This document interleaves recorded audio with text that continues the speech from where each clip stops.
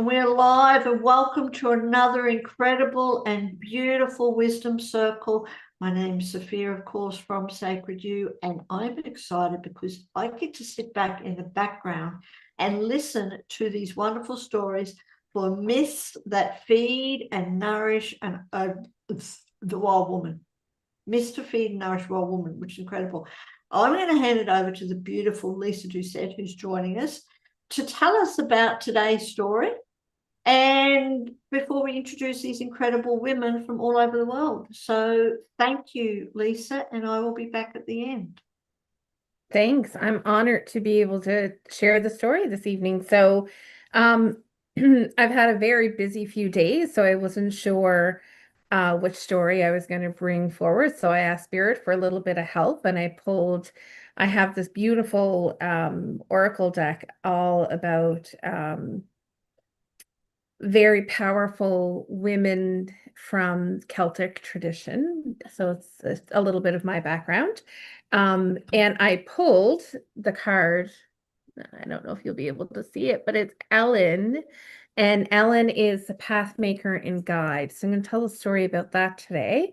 But before I do, I would love to introduce or have you folks introduce yourselves as part of the panel this evening and let everybody know what kind of magic you bring to the world. So I have Christine first up. So would you mind introducing yourself, Christine? Had to unmute myself, sorry. Hi, I'm Christine Mira, and I am from the San Francisco Bay Area. I live 10 minutes from downtown San Francisco over the bridge, and so I get to look at that amazing view.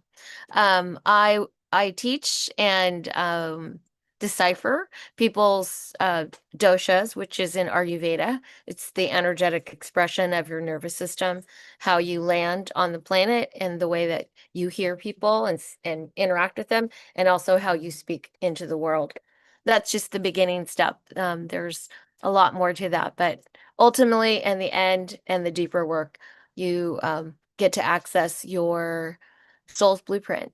You get reconnected to the four original cells, 8 cells that make you, that stay with you, that are with you your entire life, from the moment you take your first breath to the time that you take your last breath. And you get to access that veil so that you have more ease and grace and magic in your life. Thanks. Thanks, Christine. How about you, Sarah? Hello, everyone. Good morning, good evening. Sarah Ruccasano. I am an author, motivational speaker, and the founder of Embolden Adventures, an encouragement platform that inspires personal, professional, and spiritual development and transformation. And the magic I bring to the world is a way shower. I show a way. I live my life in the light, in the truth, and in adventure. I'm a world traveler. I've been to over 43 countries around the world and counting. I've worked with wisdom keepers around the world. I've been to ancient megalithic sites. I've scuba dove in the ocean in very remote parts with the great whites and the whale sharks and the mola mola. And so magic is my life. I love to adventure. I love to explore. I love to be emboldened. And I love to give that gift to others as well. Beautiful. Thanks, Sarah. Denise, you're up next. Hi, Denise Blackney from Australia. Yeah, I help and support people to self-heal, to find themselves, to see themselves, to truly know themselves. That's the greatest gift we can give to ourselves, is to actually really know ourselves inside out, which is a great movie. So I support people on their path to self-discovery and self-knowing, mentally, physically, emotionally, spiritually. So yeah, love it. I love that. Thanks, Denise. And Nick? Anik? Good catch. Good refrain. Good morning, everyone. Well, good day. Hello. I'm Annick Patry. I am based in Sydney, Australia. French accent is, I'm from Montreal originally, and I'm a fan of Sacred You. All the women here are just exquisite with so much wisdom. And my contribution to humanity is I'm the founder of the Voice Alchemist Academy, and I've created a modality called voice tapping. I'm an international best-selling author, a TEDx speaker, a retreat facilitator, and I'm here to empower heart-centered entrepreneurs to lead from the heart and unleash their voice in the world, so that we can create the world like a better place and create a life and a business that is in alignment with our true essence. Thank you so much for having me here this morning. I love that. Rolly, last but not least. So, I am Gigoro Migunkwe, which means talking feather woman. And Sarah, I love your cat. Which means talking feather woman. So that is my spirit name. And I am in a small community in northeastern Ontario, Canada. And so the magic that I bring into the world is working with women using moon medicine. And what I refer to as moon medicine is all the witchy kind of woo-woo-y kind of things. So Reiki energy, healing energy, all the things that the ladies were all talking about already, and being able to bring in that magic that brings us through cycles, that allows us to be able to understand what works for us right now, today, isn't always necessarily going to be working with us in 2 months from now, just because of the change of the season or whatever it is that's going on in the world. And so, so I am looking forward to these conversations, and really excited to have the connection with all of these beautiful ladies. Yeah. Thank you. So as we settle into the story, or I should say before we settle into the story, I'd like each of us to kind of drop into the space a little bit and connect with the energy of Ellen.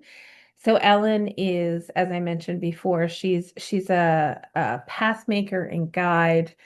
She's also very, very connected to the earth, and she's one of the only, I shouldn't say one of the only, but she's a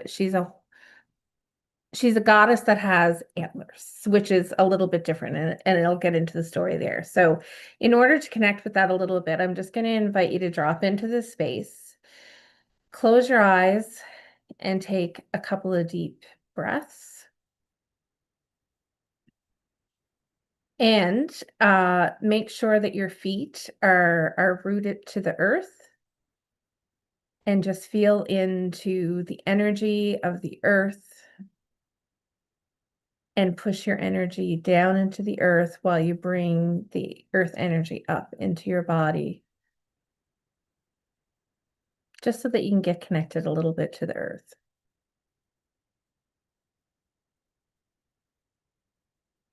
And with that, I am going to start the story.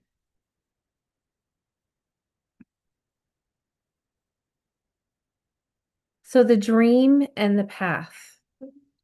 Long ago, when the forests of Britain were thick and unbroken from the southern chalk downs to the northern pine hills, the land only had the paths made by the hooves of deer. These were the deer trots, narrow, intuitive lines through the bracken, moss, and briar. They knew how to cross a treacherous bog without sinking. They knew how to climb a sheer crag without falling. The keeper of these paths was Ellen. She was neither purely of the human village nor purely of the wild wood. Her hair was the color of autumn bracken. Her eyes held the amber depth of a forest pool at dusk, and upon her head sat a crown of velvet antlers, delicate as the twigs of a birch tree. In almost all deer species, only the male carry antlers, but the ancient reindeer are different. The females carry them too, using them to dig through the deep winter snows to find food for the herd. Ellen carried this specific fierce material medicine. Her strength was not the explosive, destructive lightning of the warrior gods. It was the quiet, unyielding power of the bedrock. It was the patient, nurturing force of the soil that knows exactly how to hold a seed through a bitter winter until it's ready to bloom. She did not walk upon the earth to conquer or tame it. She walked to listen to it. Where her bare feet pressed the moss, the green world remembered its own ancient rhythm. Across the narrow sea in Rome, the great general named Maskin Wieldig, whom history would call Maximus, grew weary of marble floors, clashing iron swords, and golden shields. His world was one of heavy walls, straight lines, and the constant noisy demand for dominance. One afternoon, heavy with the oppressive heat of the Mediterranean sun, he lay down to sleep by the bank of a great river and fell into a profound visionary dream. In his dream, Maskin followed a river toward the setting sun. He crossed high mountains of blue stone, sailed through mist-weathered channels, and came at last to an island at the edge of the known world, Britain. There, at the mouth of the wild, deep green valley, he saw a red gold castle. He entered and found two youths playing chess with pieces of silver and gold, and an elder carving more pieces by the warmth of the hearth. And there, sitting upon the throne of carved red gold, was Ellen. She did not speak. She did not need to shout to be heard, nor did she wield a weapon to command respect. She simply sat in absolute grounded stillness, looking straight into his soul. She was the very spirit, sovereignty, and heartbeat of the land. When Maskin awoke, the memory of her gaze burned in his chest like a hot coal. He could no longer eat, sleep, or rule. The grand architecture of Rome suddenly felt like a cage. His officers asked what ailed him, and he whispered, I have seen the heart of the world, and she wears antlers of birch and gold. Her silence has undone me. If I do not find her, my life is nothing. Maskin gathered a massive host of his finest trackers, engineers, and sailors, setting sail for Britain. He brought the full weight of an empire built on conquest. But an emperor of stone and iron does not easily find a goddess of the mists. For days his soldiers stumbled blindly through the dense brambles of Kent. Their heavy iron greaves rusted in the relentless damp. Their stiff leather boots tore on the sharp flints, and they lost their bearings entirely in the gray valleys where the rain fell straight, cold, and ceaseless. The land of Britain seemed to actively push them back, tangling their heavy wooden carts and confusing their arrogant scouts. Standing upon a high ridge shrouded in rowan trees, Ellen watched them. She did not strike them down with thunderbolts. She did not call forth a violent storm to destroy them. Her feminine strength manifested as deep, patient allowance. She simply let the land reveal. Sorry. I just lost my place. Sorry about that. She simply let the land reveal their own limitations to them. She saw the Roman general grow frustrated, his grand, rigid army splintering into lost, shivering squads, utterly defeated by the soft, formless fog. A great red deer bounded to her side, its hot breath plumping in the damp air. Ellen gently touched the stag's flank. They bring straight lines where only curves should be, she whispered to the wind, her voice like the rustle of dry leaves. They wish to master a land they do not even know how to smell. They fight the mist instead of learning to breathe it. Yet, as she watched Maskin drop to his knees in the mud, weeping out of sheer exhaustion and longing for the vision he could not unsee, Ellen felt a deep pull of compassion. Her quiet strength was not cruel, it was corrective. She did not see a conqueror to be crushed. She saw a man who had finally realized he was lost and ready to be found. Ellen stepped out from the deep shadow of the Romans. She did not appear with a deafening roar or display of terrifying power. She appeared as a sudden silver flash in the thicket, a white hand stepping lightly, effortlessly through the forest. Maskin gasped, scrambled to his feet, and left his men and his heavy armor behind. He followed only the light flick of that white tail and the steady rhythmic sound of hooves striking the firm earth beneath the treacherous moss. She led him on a silent 3-day pilgrimage through the heart of the island. She did not lecture him. She taught him through the quiet intimacy of the journey itself. She showed his feet how to walk softly, feeling the texture of the soil rather than stomping over it. She brought him past the giant standing stones that hummed like bees with the earth's ancient memory, through the cold crystal springs that bubbled up from the deep chalk, and over the high mountain passes where the biting wind stripped away his pride, his titles, and his armor piece by piece. By the time they reached the Red Gull Hall at Maskin was completely transformed. He was no longer a rigid Roman conqueror seeking a trophy. He was barefooted in spirit, humbled by the valleys, and filled with a quiet reverence for the living world around him. When they met at last by the hearth, there was no need for words or dramatic vows. She took his hand, and in that gentle union, the land accepted him, not as master or a dictator, but as a tender steward. Yet Ellen saw the truth of the changing tides. The people of the island were scattered, and their small steadings were isolated by trackless bogs and steep, dangerous ravines.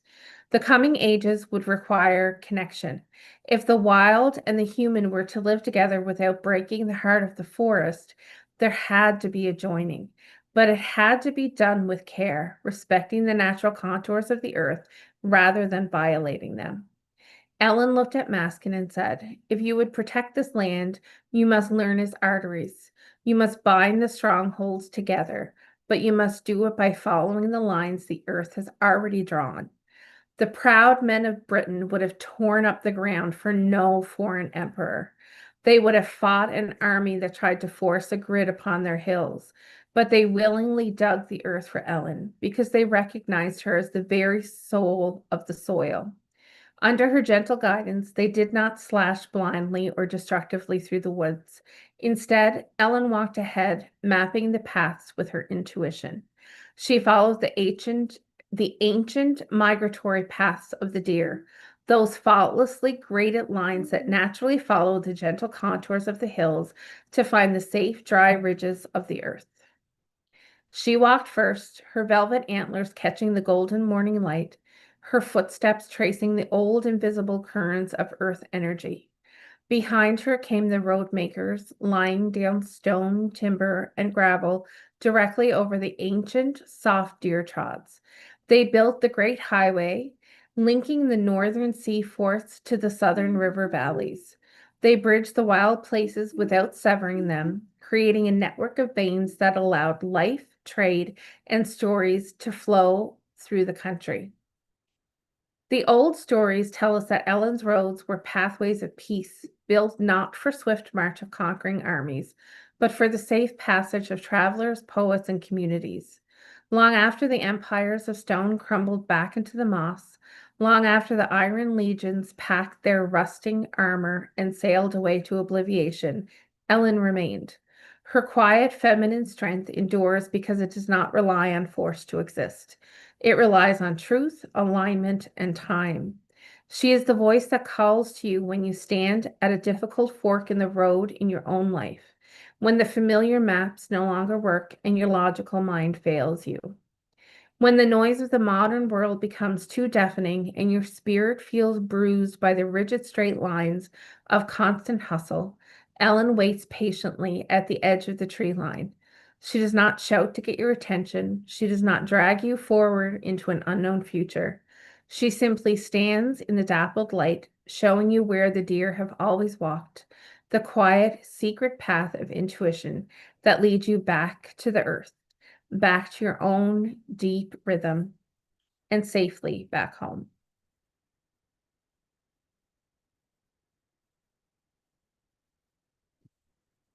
So that's the story for this evening.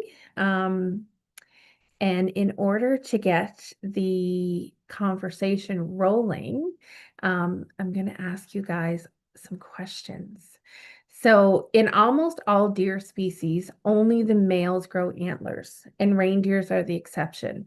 The females keep theirs through the winter to dig through snow and to protect the herd, as we heard in the story. Ellen is unique as an antlered goddess. What does it mean for the wild woman to carry her own antlers?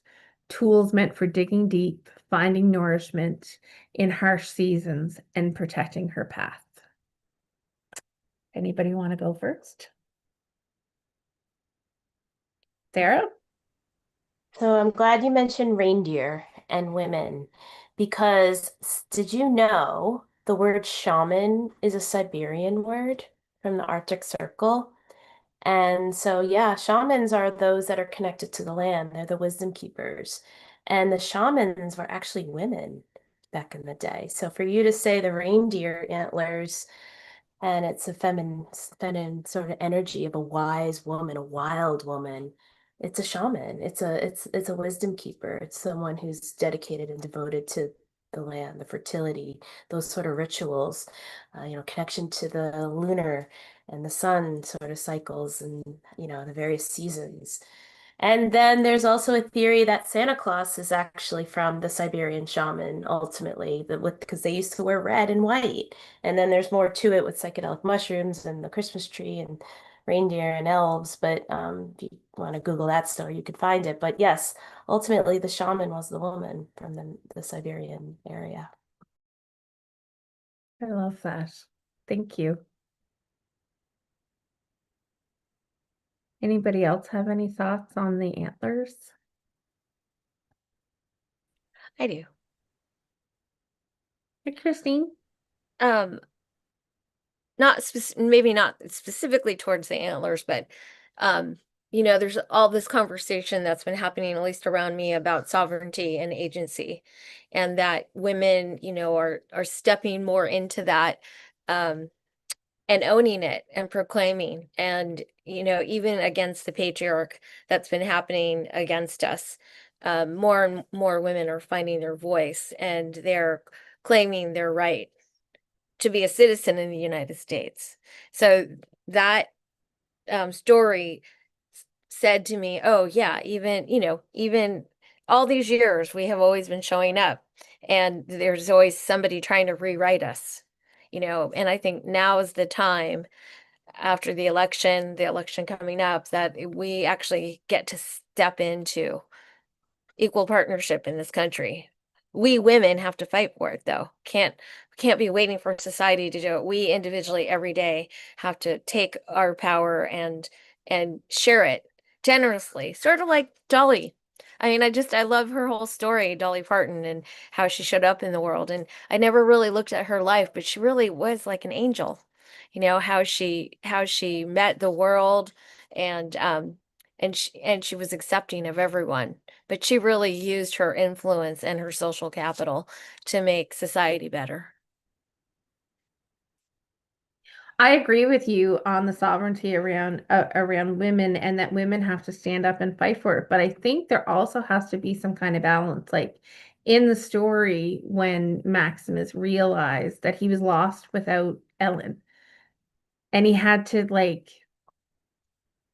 release that armor that he has and become a part of the land and not a conqueror of the land in order to continue to exist with peace. I think that there should be some balance anyway. That's what I got from it. But anybody else have any thoughts?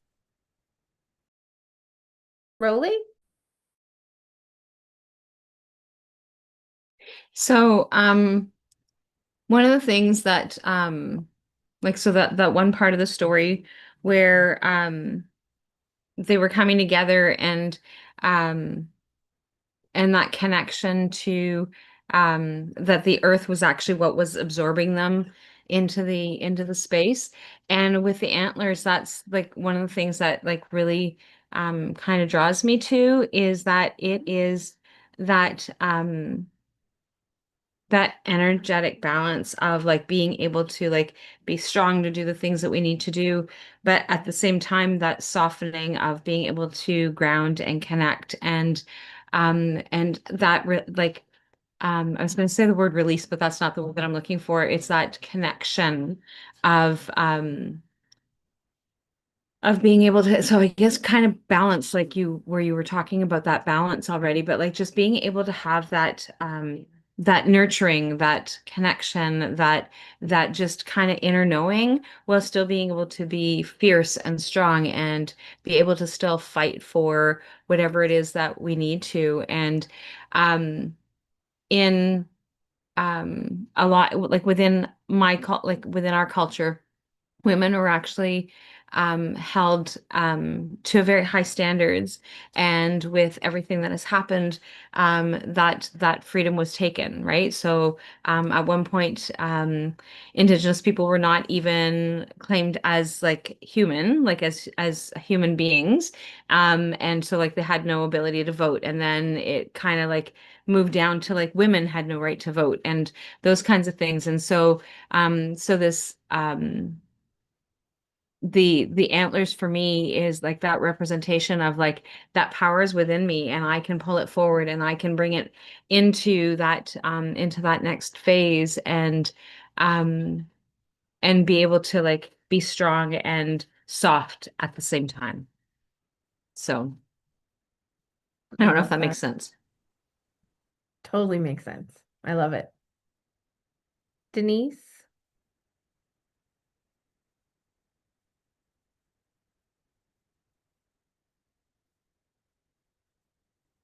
I think we lost her for a minute. Okay. Annie, do you have any thoughts? Well, from what Christine and Rolly have been sharing, I actually disagree with that, the fact that we have to fight, because when we are integrated, like when someone who does the inner work and has their feminine and their masculine in harmony within themselves, there's no need to fight or prove, or for our rights or for our voices to be heard, because when we're in that space of wholeness and in that space of truth, um, like powerful voices in the world, they don't have to push and force. They can simply, we can simply share our message, and it's gonna land, it's gonna be received, it's gonna be heard, because we're integrated and it lives inside of us. So this is what's coming for me from hearing, because it's the old paradigm that we have to actually prove and force and push and fight.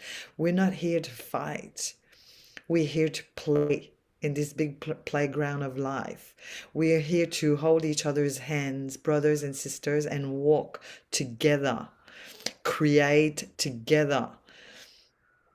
You know what I mean? Anyway, this is the piece that's coming through right now. So, yeah, that's what feels in alignment for me to share right now. Can I just want to comment on that. Go, And Kristen. I'm not suggesting that we're not that. I think all the women on this panel are evolved, elevated, spiritual beings, and we embody all of what you mentioned. I think, my response was just living in the world I live in here in the States, and I just see every day something getting taken away. And as women, as a group of women, we don't stand up to that. We sort of like, oh, that's going on. And, you know, someone else is going to fix it. And I really believe like that's why we lost so many of our rights, is because we thought somebody else was going to fix it. And I think what I'm speaking to is that women need to know that they're powerful and that they're capable and that they need to step into it when it matters. And I feel just participating in the whole process here that it's, we're really on a a weak edge right now. I mean, things can be broken and not be able to be fixed. And I think we're also used to that. Like, the other party comes in and fixes stuff, but in actuality, it's up to each individual person to make that claim, to create that change, to make society look at it differently. And for people who've done the work, yeah, we're right there. But for people who don't have that and don't claim it, it's like that's what I was really speaking to. It's like women need to understand how amazing they are and the gift that they carry, because without women, there really isn't a society, right? I mean, women are the social fabric of how we build our connections and how our children are fit into that, and our families, extended families. It's really a lot of women's work effort that we hold that. And men just seem to forget, that they were born from women. I think that it's that time when men need to realize what we really do. And on Instagram, it's been great. For whatever reason, I've been getting all these young men in their 20s revering their mothers and telling other people, hey, your mom is like the best present you ever get on the planet. And she loves you more than anybody else is ever going to love you, ever. Maybe with the exception of your kids, but she's cheerleading for you all the time. It's like, wow, somebody in their 20s actually realized that. That's awesome. Thank you. you know, like there's hope for that generation, and hopefully they can help push and shift all that, which in what we live in right now. So I'm seeing more men do that, more young men, not the ones that are, politically entrenched, but it starts from there. They have the right to vote. They have the right to speak, and there are men who are speaking powerful things for women. So I still have hope before my last breath. I maybe have 15 more years to live, so hopefully I'll see it before I transition. So thanks for letting me clear that up from my part. Thank you. Thank you for sharing that. That was really powerful. Can I add to that as well? Please. Is that okay, Lisa? Yeah, of course. Yeah, so like that is like kind of like in with what Christine's saying, is that it is in that same boat. But I like culturally, I come from the women who have been pushed down and continue to be pushed down. Yes, they're starting to rise, both male and female, but it's still along, like there's lots of intergenerational stuff that's still being carried, and then when you have from a political standpoint where somebody's like trying to smush you down, on top of that, like those things really, really have an impact. And so but like so it's, and again, like Christine said, like those of us around this panel are we've been working through, and we're not going to stop, and we're doing the work. But if we actually take a step back to look back at where were we, like when I was 20, it didn't look the same as it looks right now. And so like that's kind of where that piece for me comes, where about that balance, and where it was like having that understanding and knowing of where things are coming from. Because but I still see it. I'm in an Indigenous organization where we see the women, and the whole purpose of our organization is to help empower women and to be able to help the women like lift themselves up, and learn to build with each other within the community.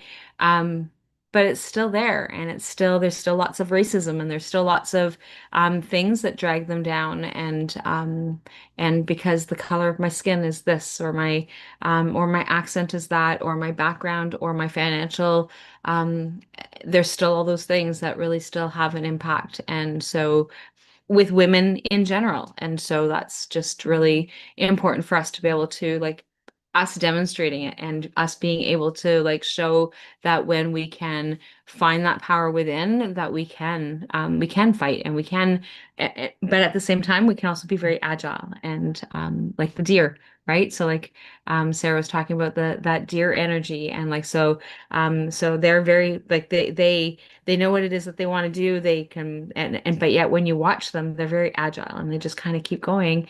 And but you don't see them doing that, necessarily doing that fighting in the snow, unless you've got like cameras set up or something, or if you just happen to find them in nature. But like when they get stuck, or when there's something going on, or when they need to try and find food for their young, they're going to do what it is that it takes, and those antlers come in handy to help them with that. So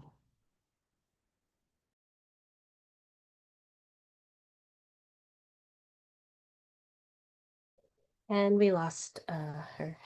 we just lost our host. We lost our our host. hostess. Oh, well, while we're here, Denise, do you want to chime in? I know we lost you at one point as well, speaking of people dropping off by accident. Would you like to contribute? Yeah, sorry about that. I just had someone deliver something. They're still delivering it, but we're working through it as we do. Yeah, are we still on that same one question? Yeah, for me, it's it's such a beautiful story that immediately I could see it work through the ages, because that's the story, that's the origin of everything, is that through the ages we're always, I suppose, I likened with him because he could see that the walls, the like a prison, it's very much that this is not me anymore. So a part of me dies so I can rebirth the new side of me. So, and that's gone through thousands and thousands of years, and it's never ever changed. And when she was talking about the tools, we have all those tools there for us to reach into. And the example of the deer and the male, how it protects, that's the masculine side that I've taken from that, and her feminine strength. So they work in harmony together. It doesn't have to be that toxic, but it always starts out that way because we're trying to reach for ourselves, and we consider that we need to find it outside of ourselves, but we have all of that within us. And it's just each day and each moment, parts of us die. Just listening to that story, the old me dies, and I take on what that means for me. So that creates a new story within myself. So, and that's like with everybody, because we resonate with bits and pieces of it and how it sits within us. And it's like a rebirth in every moment of living, because we're always gaining. And and the deers, they don't sit and hold on to that, they move. So they go and move and search out new food or new pastures or new everything. So it shows me that this isn't just happening to us, this has happened throughout the ages. And it's just a beautiful reminder that a story like that is woven into the earth. And that's where our connection is. It's the earth, it's the water, it's the sea, it's the ocean, the clouds, the skies, the stars. We are woven into all of it. And it's taking what tools we need and to use to actually extract that, to see myself and to show myself and to explore myself. It's such an adventure, like you said for yourself, you go swimming with the great whites. What an adventure. And you learn more about yourself through that process. So yeah, that's Absolutely. what I've taken away from that beautiful story. I love that, Denise. And I love how you spoke about balance as well, the masculine and the feminine, as what Anik also mentioned. And I can obviously contribute to that as well in the sense of the duality. I mentioned about a shaman before as we started this commentary. I was having a dinner with three shamans actually this past weekend. Yes, one was from the Sapara tribe in Ecuadorian Amazon. There are only 200 of them in their community left. And there's another who is an Andean Yachak. They're called Yachaks. They're connection, the wisdom keepers to the land. And he's from the Andes Mountains in Ecuador. And then my friend Tuamari, who is from, he's Quechua. He's a Quechua Yachak. And he's also from that Ecuadorian Otavalo, Peguche area where the mountains are, all the equator. And I was having dinner with them and I was showing them my book. And in my book, I talk about Pachamama. And Pachamama is a South American goddess, and she's Mother Earth, Gaia. And as he was reading, his name is Paulo, reading my book with the definition of Pachamama, he looks at me and he goes, "This is right, but do you know there's more to her than this? There's two words. The word Pacha means space-time, and the word mama is mother. So she's actually not only Mother Earth, the fertility goddess, but she's the mother of space-time, meaning creator, God." But he also said, but there's also a masculine balance. So together, and I forgot the name he mentioned, I think it was Pachamunk. I have to look back. I WhatsApped him this morning and said, what's that name again? But it's a duality of the creator spirit, the energy of God that they believe. And I believe too, creator. It's an ongoing essence that continues to unfold. And it's an infinite, beautiful, creative, loving energy. And that's what I saw working with medicine ayahuasca and what my book describes. So yeah, it's that duality, that coherence, that balance that together is the creative spirit, that this loving, beautiful, birthing energy, but a protector as well, the masculine and the feminine. So thank you for that.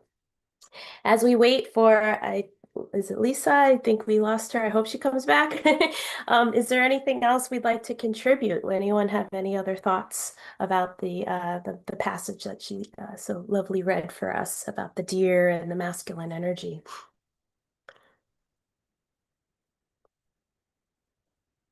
How about roads? What about the concept of them building a road? What does that speak to you? And I got something when she described the forests that were, full throughout the land, and then they start cutting down trees and build paths with cobblestones, and then eventually becomes our modern roads.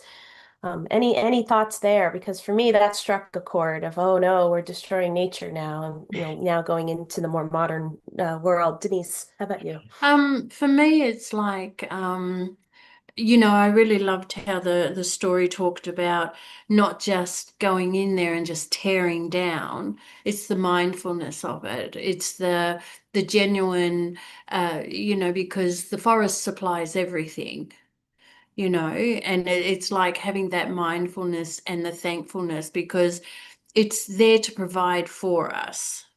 It like we love saving the trees and stuff, but there are trees there that are supplied for us to use, so again, it comes back to that beautiful balance, the duality of it all. And that we create with mindfulness, we create with compassion and love and all those things that go in hand with that, because we bring out our children with compassion and love.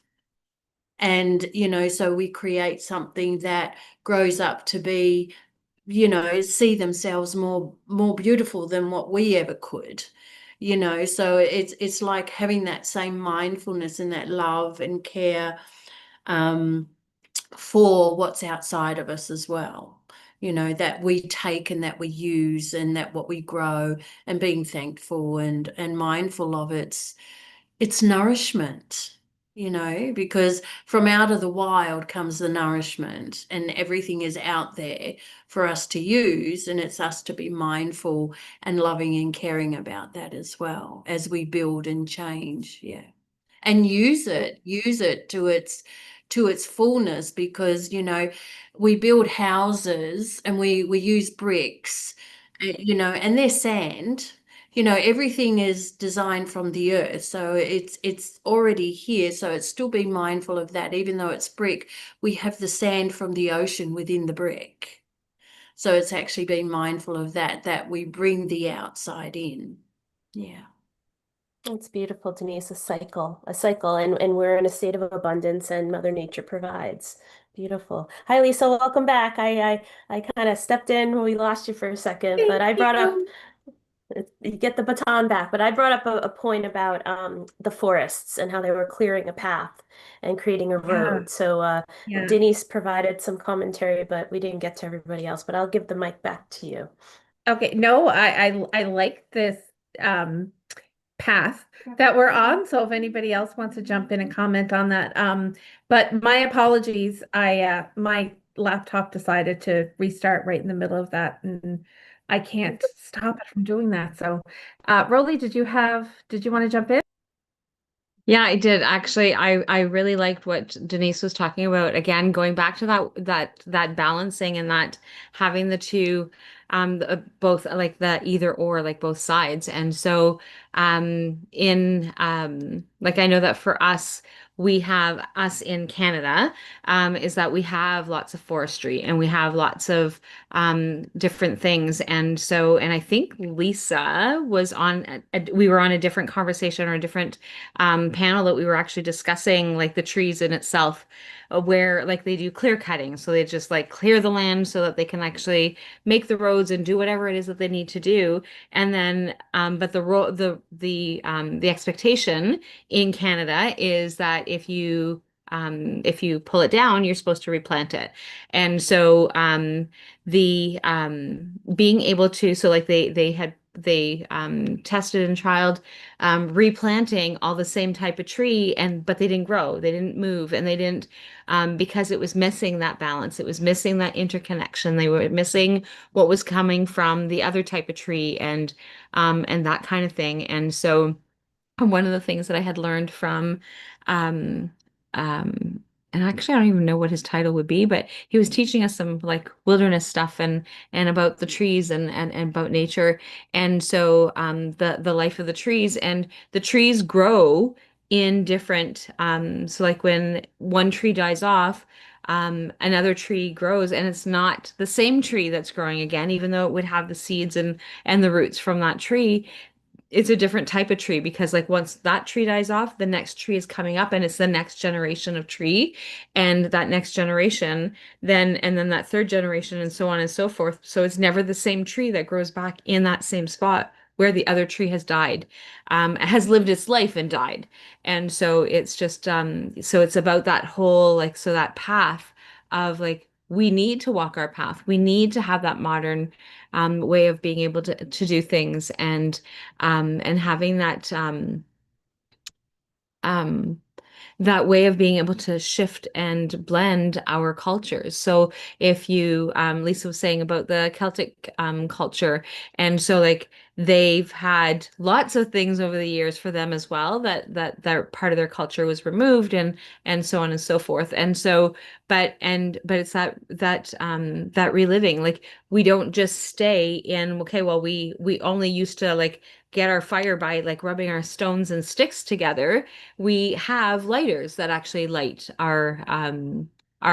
get our fires going, or whatever it is that we have going on, because things still become modern, but we still reconnect with the trees, we still reconnect with the earth, we still reconnect with the plant medicine, and so we do all these things while there's still a road. And so but still being able to have the trees growing alongside of the road allows us to be able to still have that balance and that connection. And so just because some places do the clear cutting, we still need to make sure that we bring that growth back in, and help it pollinate and do all the things that it needs to do, by making sure that the bees have their dandelion at the beginning of the season, and as that first food plant, and those kinds of things. So just really having that opportunity for that to be able to grow. Great question, Sarah. Such a great response. Great answers. Thank you. Any other thoughts on that question about balance? I like how the story kind of wove between the theme of intuition and logic, and how it was encapsulated by the intuition was the feminine and the logic was the masculine, and I think that that is a balance in life that really sometimes can swing too far in one direction or the other. And we all see how important it is, like to think about the trees and the clear cutting there, just and then having a uniform type of plant or tree in its place doesn't work because that balance is so important. And we see that time and again in nature, in agriculture, and in our relationships. So it's just a theme that kind of undercuts everything in life. So that was a great question, Sarah. We have about 10 minutes left, and I'd really like to hear about your reflection on the discussion we had this evening, and the story, and share with me one takeaway that you're going to take away this week about Ellen and her quiet power and how each of us can stand. I think it was it Sarah or Neek that said being in our power and being aligned and not fighting and pushing and proving is so important. Um, so how can we show up like that this week? What are you taking away from this? So anybody want to go first? Yeah, I'll go if that's okay. Thanks, Neek. For me, yeah, the story, embodies the whole of the earth, and it embodies all of ourselves.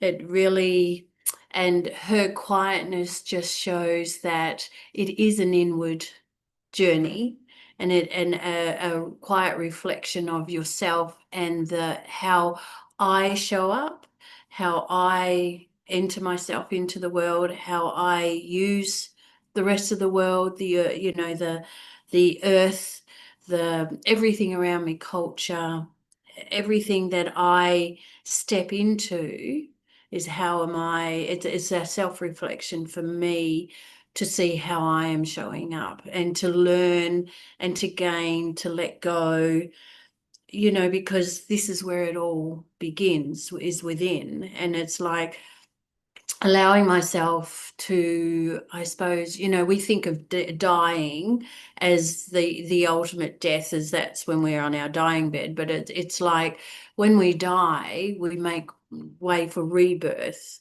So it's like we're recreating, and we keep recreating. So, and it's that search, that nourishment, taking on all the elements, allowing those elements to work within yourself to keep creating new things within and outside of yourself, and to be able to share. And and that's the work that we ultimately do, is that when I learn something, I'm sharing something. When something's resonated with me and changed my life, I go and share that with others, to help others to be able to share that and do that for themselves, if that's what resonates with them. So we're all tools.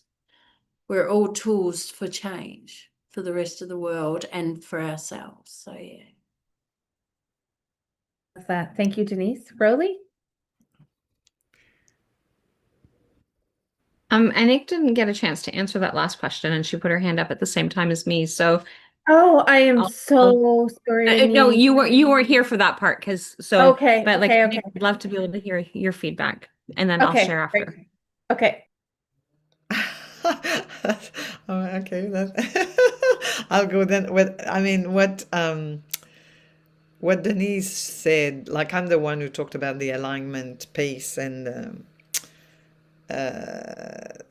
that's what I shared. But your latest question is about how we're going to apply this balance and this alignment. And Denise was sharing about yeah, the flow, and you receive something, you give something. It's the law of circulations. There's like fun, there's 7 really important laws with money, with relationship, with like, and one of them is the law of circulation. So you give, you receive. It's in harmony, it's the balance. So I mean, if they're gonna cut a tree, they've got to plant another tree somewhere. And I remember hearing. I live in Sydney, Australia. It's a big city, but there's so much nature here. Like, it's the most beautiful beaches in the world, and there's a lot of parks, and there's a lot of trees. And where I live, I mean, I'm surrounded by. It's like a little sort of heaven on earth, like surrounded by lush trees, garden. And it's amazing, like 1 minute from the beach, and I'm in a big city. I can't believe it. Sometimes I pinch myself. But anyway, I remember a few years back they decided to build a rail tram, like a tram to go to the city, and they cut so many ancient, majestic, magnificent trees. And I didn't know that I was so attached and so in love with these trees. I was hugging trees. They had to call the police to take me out. I was crying and screaming like like a maniac, but it was breaking my heart. To me, it was like cutting the head of my loved ones. Like, it was cutting the arm and the legs. It was just excruciating pain. I didn't know I had that in me, but I just discovered that, I always knew I loved nature. I always knew I had a big heart. I always knew all these things, but to that extreme that I would, like, my gosh, I would protest with, like, walk in the street. Like, I was super passionate about that. And yeah, by law, they have to replant. They replant to an extent, but it takes 200 years to grow again. And, like the birds here in Australia, there's beautiful, colorful, amazing parrots and birds and, what do you call it? Chauve-souris, the bat. And they live in these trees. Possums, they feed in these trees, And for us people is humans, it's the oxygen. When you live in a big city, you need to be able to see trees. It brings the peace, the inner peace within yourself. It's healthy. It's good for mental health. So anyways, this story came about. I was just starting to think about trees, and where I lived for 15 years, same things. I was surrounded by majestic trees, avocado trees, like producing food for me. And I used to have so many avocados every year. I make guacamoles and give avocados to my clients, to my friends, to my community, to my neighbors, to everyone. And one of the neighbors, he had this house, like $4 million house. He decided he wanted to build a garage and cut one of the trees that was like touching my house. And I was like, oh, yeah, Sarah's got the same passion like me for trees. Oh my gosh, I went knock at their door and I'm like, listen, you can't do this. It's not possible. I burst into tears and they were like cold as iceberg. Like, they wanted to build a garage and there was like, so anyway, like balance, is important. And communication, like, yeah, the modern world has its good sides, being able to use internet. Now can have this conversation. There's good things, but all in balance, with communication, with respect, with harmony. And that's why we're here in these panels. We have these conversations to awaken people. And, if we all do our little bits, I mean, we're not going to change the big politic things or anything like that, but if we do our bits and we coach our clients to the best of our ability with our heart, and we walk our talk by doing the inner work and being a good human, being a human who lives in their heart consciously, lovingly, powerfully, it'll create changes in the long run. I hope to I hope to believe. I probably won't be here when, heaven on earth will be here, but hopefully that's what I'm living for, to build and create a heaven on earth. And so be it. Amen. Amen to that. I love that. I I love knew that. that she was going to bring. Oh, go ahead. Sorry, Lisa. No, I was just going to say we had a couple of comments here in the notes. Roly said she loves circulation, and Sarah said, "Well said." And very, very well said. And I agree. I think seeing anybody tear down majestic trees is truly, truly heartbreaking. And it just shows that connectedness that you get, that we have to nature, that we're not separate, but we are. And so, of course, it would feel like you were losing a loved one, because it is a loved one. So, yeah. Roly, sorry. Sarah, Yeah. yeah. So I was just going to say that, like, I knew that Anik was actually going to bring some great wisdom before I spoke, which is why, like, no, let's hear what Anik has to say. But the so for me, like, with that takeaway, and that conversation about the takeaway is the for me, it's that reminder of where I've been um to like how far that I've like that distance that I've traveled. And so this week has been a really rough week. We've had lots of things that have actually happened, and this conversation is that reminder that I do have my antlers, and I can dig through. But at one point through this week, it was like I was a mess. I was like, I didn't know how to handle the situation. And not that I didn't know how to handle the situation, but my emotions took over. It was like just completely, it completely threw me off.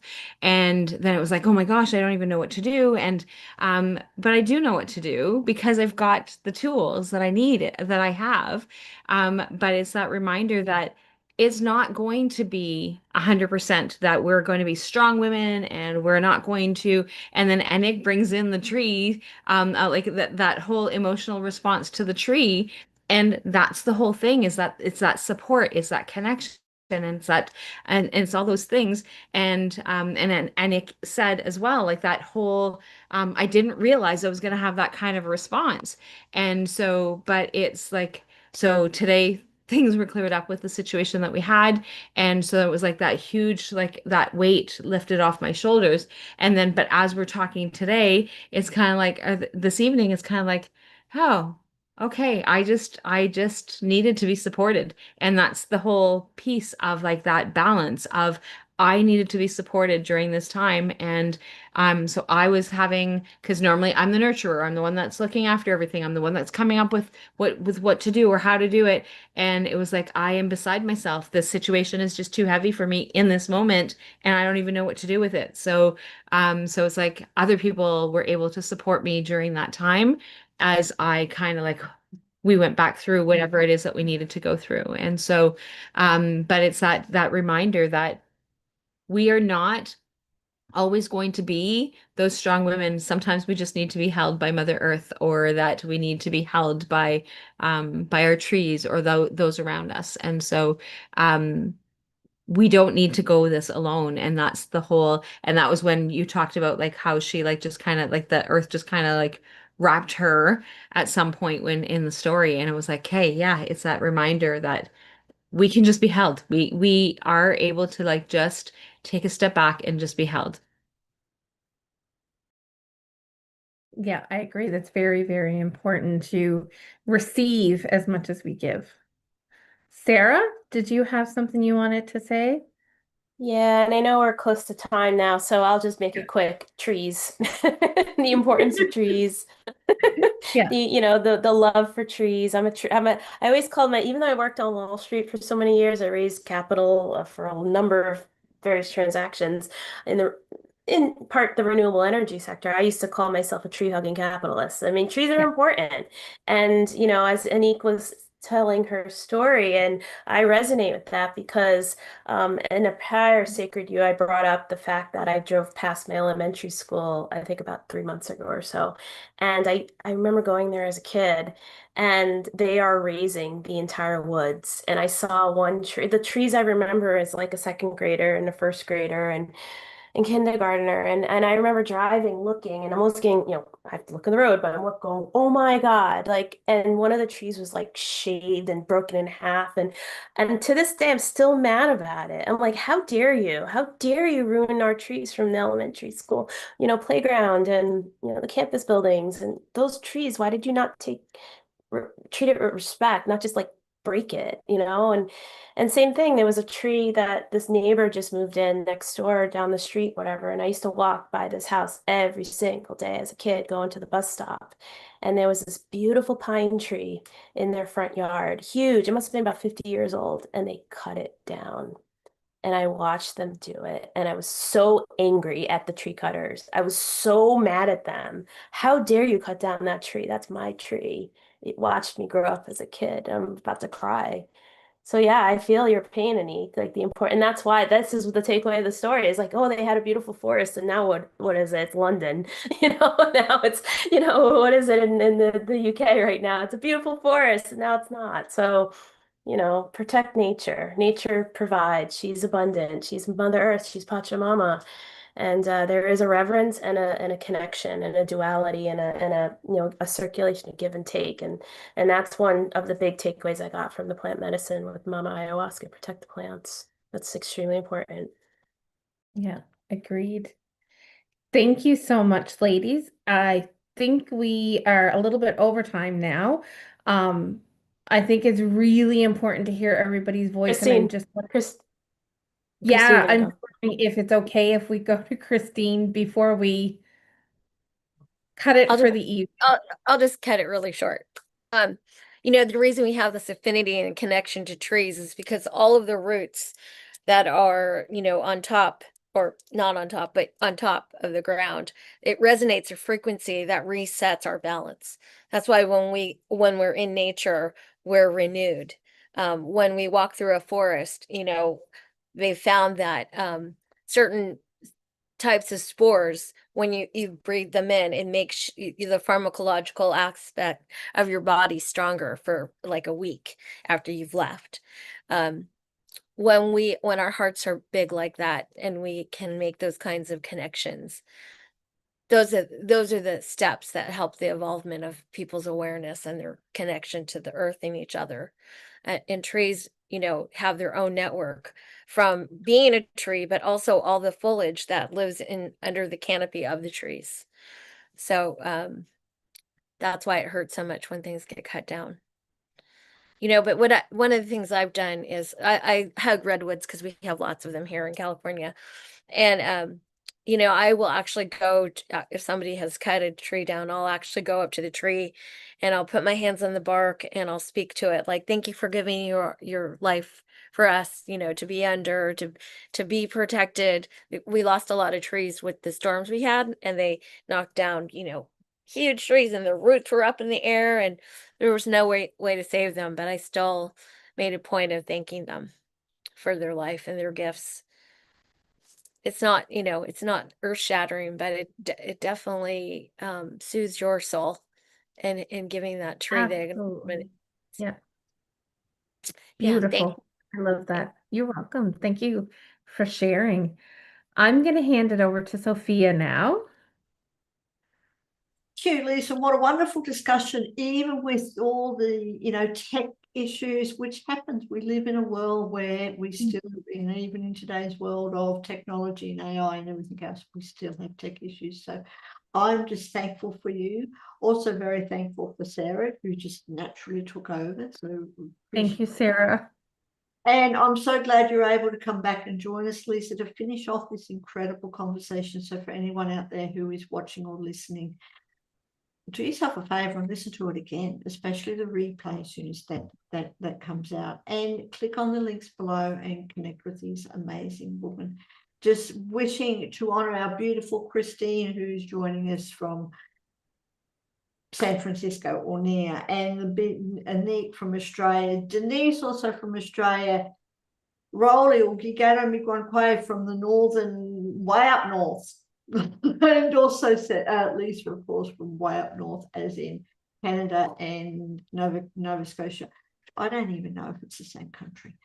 And our wonderful Sarah from the US. Really, truly, truly appreciate, and I look forward to seeing you again for next month's conversation. And of course, we've got so many wisdom circles coming up. So thank you ever so much. Thank you. Thank you. Thank you.